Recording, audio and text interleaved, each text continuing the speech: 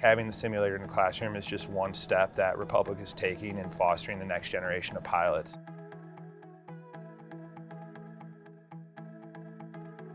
I came to Traders Point not expecting this program at all, and then it came up and I was like, this is a perfect opportunity. This is what I want to do, and here's the path to do it.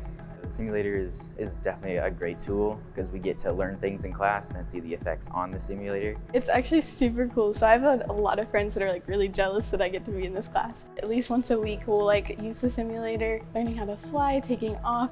I plan on taking the program to its full extent, graduating from here, completing the Lift Academy program, then going to Lift and completing that program. My favorite part of Discovery Flight was probably when we took the hard 60-degree turns. Some people thought it would make them sick, but I really enjoyed that. It felt like a roller coaster. There were some students who'd actually never been in an aircraft before, had never gone flying before, so it was an amazing experience for them. What do you guys think? It was pretty fun. Did you like it?